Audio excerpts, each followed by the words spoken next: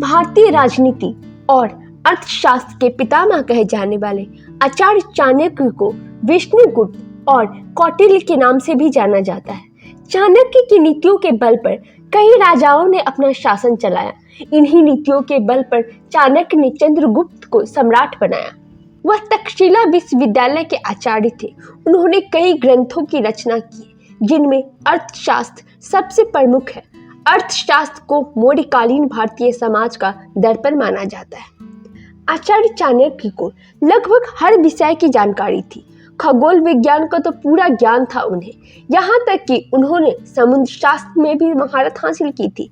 वे व्यक्ति के हाव भाव को देखकर उसका व्यक्तित्व बता देते थे। एक बार चाणक्य मगध राज्य में आयोजित हुए किसी यज्ञ में शामिल होने गए और वहां प्रधान आसन पर जाके बैठ गए।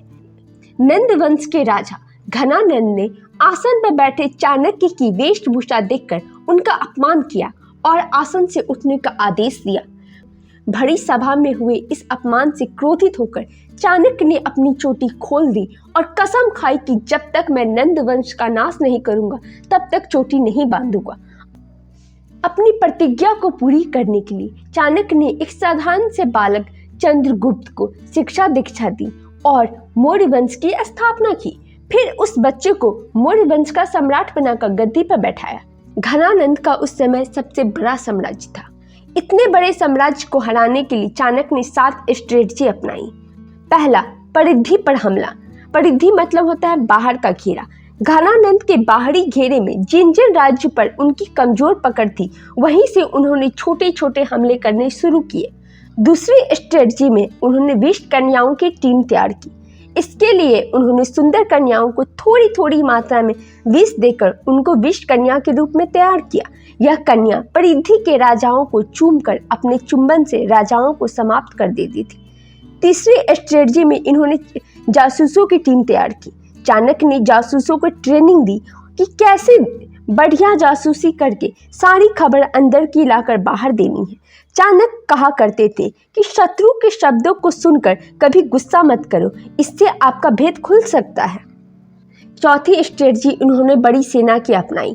महान ऋषि वात्सायन के भेष में कई जगह वे कथा सुनाते थे, जिसके दौरान वे लोगों को चंद्रगुप्त की सेना में शामिल होने के लिए प्रेरित करते थे।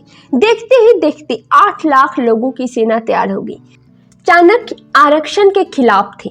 वे कहा करते थे, योग्य व्यक्ति को आगे बढ़ाओ। ट्रेनिंग के दौरान चाणक्य कहते थे कि राजा को अपने आसपास बुद्धिमान व योग्य व्यक्ति रखना चाहिए, चापलूस लोग नहीं जो केवल आपकी तारीफ करते हैं। चाणक्य छठी स्ट्रेटजी छापामार युद्ध की अपनाई। इसमें वह परिधि में लगातार छापामार युद्ध करते रहे, जिससे उनका तजुर्बा बढ़ता गया और अब वो युद्ध के लिए पूरी तरह से तैयार हो गए। अगली स्ट्रेटजी में इन्होंने इंटरनेशनल अलायंस को बनाया और अपनी ताकत और सेनाओं को बड़ा करते गए। कश्मीरी राजा प्रवक्ता को अपने साथ में लिया और बाहर से कई यूनानी राजाओं को साथ में लिया। पोरस का भी सपोर्ट हासिल किया और कई समुद्री लुटेरों को भी अपनी सेना में लिया। इतनी बड़ी सेना बनाकर वो आगे बढ़ते गए और एक एक करके घनानंद के मगध साम्राज्य को उखाड़ फेंका।